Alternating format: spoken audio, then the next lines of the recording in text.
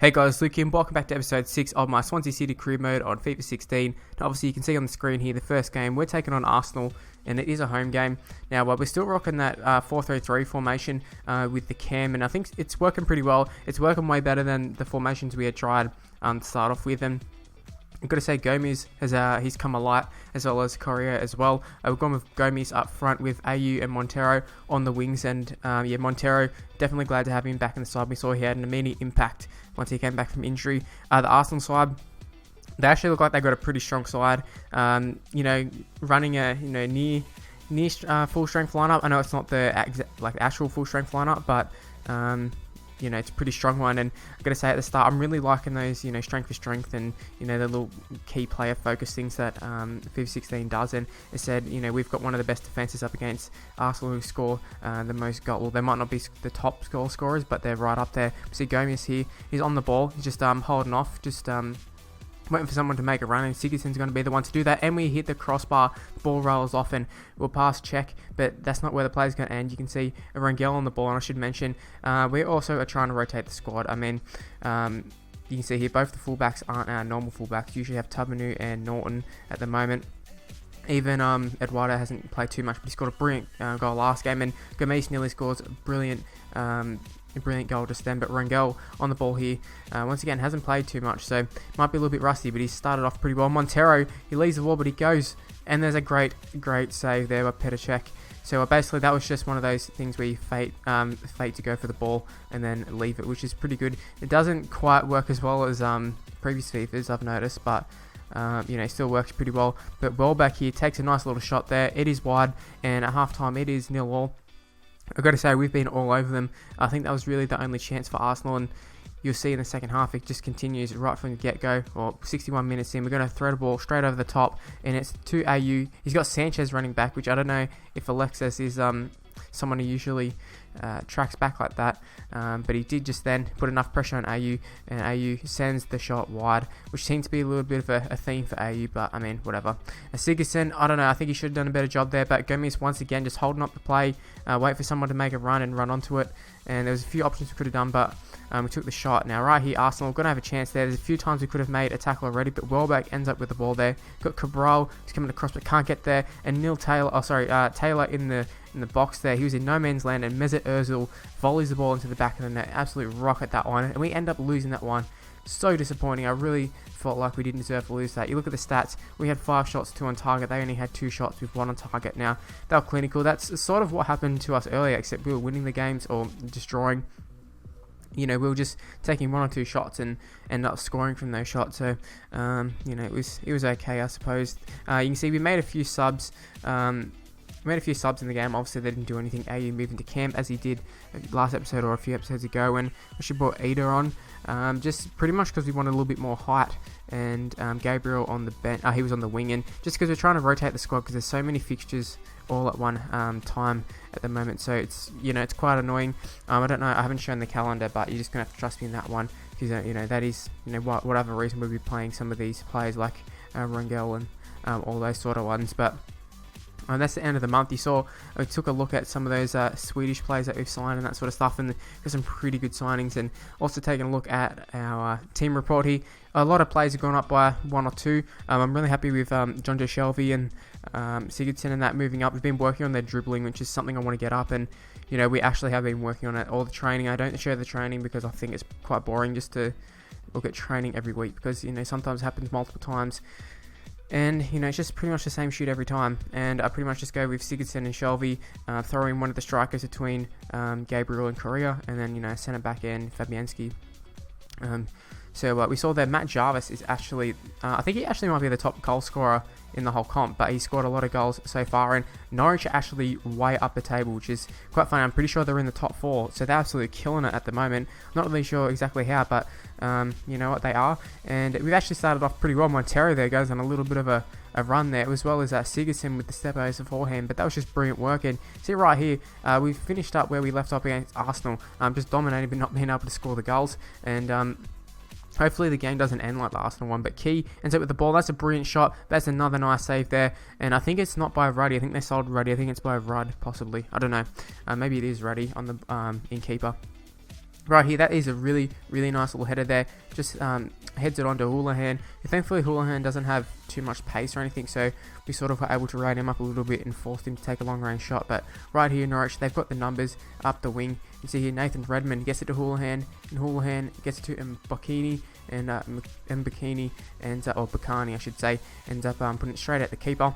Now right here, we've got the ball, we're countering, and that's going to be a nice little ball there to Gomez, and Gomez just didn't have the pace. If we had a little bit more pace, we could have taken it in a little bit further, but I thought we needed to get the shot off.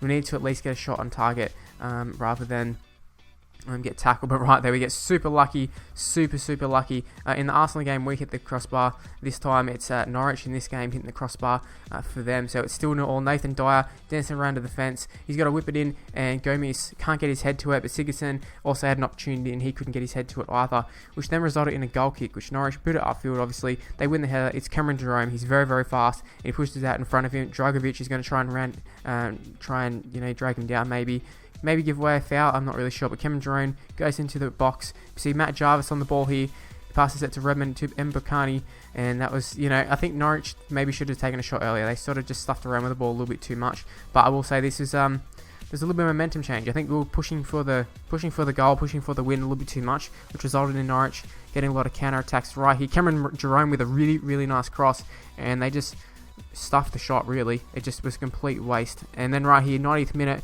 2 minutes remaining, 2 minutes extra time, Nathan Dyer puts in another cross, and that's actually one of his better crosses, and I don't know what the hell Gomez was doing. He had his back turned to the ball. I don't know why he would do that.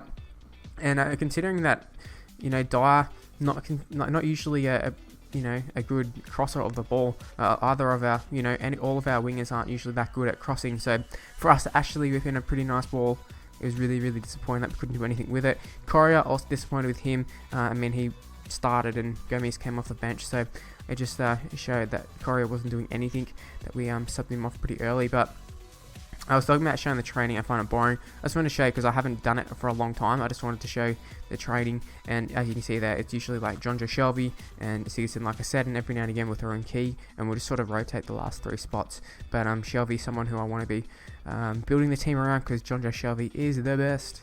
Now taking on the last game, well, we're taking on Bournemouth, and I think we should be able to win this one. They're going pretty terrible in the league on this game, and I don't think they've got players who are particularly that good, but they do have a little bit of pace. Richie's pretty quick, I think, maybe. I know Gradle is quite quick, but right here we started off pretty well. 6 minutes in, Sigurdsson on the ball. That was a brilliant ball from Montero, but Montero gets the ball back again, and he should have buried that. We went for the finesse shot, and we really should have just went for a power shot there, but Borak ends up coming out to the ball. Very risky. We nearly got onto that. That's why I showed that clip there, but it continues on. Key takes a shot, and it was deflected. It wasn't wide, it was actually deflected.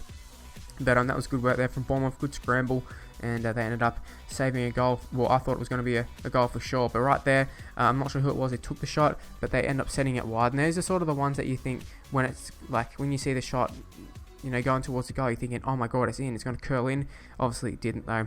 The Ki Sung Young, he's going to take on the defender, and he is fouled there, which gives us a chance with Sigurdsson, who's actually got the armband for some reason. But Sigurdsson takes a shot, and it's not too bad. It's not right in the top, top corner, but it was near enough, and it really challenged the keeper there. Didn't really know what was going on, so good work there by Sigurdsson. Now Shelby gets it to Sigurdsson, who we're talking about there, and that's not the pass he wanted it to go to. He wanted to go to Gomez, maybe 1-2 it back, but Shelby ends up with the ball here, and there is a foul, which is going to result in Sigurdsson with another chance here. 84th minute, we just roll it off, and Sigurdsson belts it into the top left hand corner, and what a finish that is. That was incredible, and I think that's really what you want to do. If you're not top class at free kicks at the moment, which I'm not, because I haven't done a lot of free kicks in a long time, you just want to go for those ones. They're nearly enough a sure thing from that position.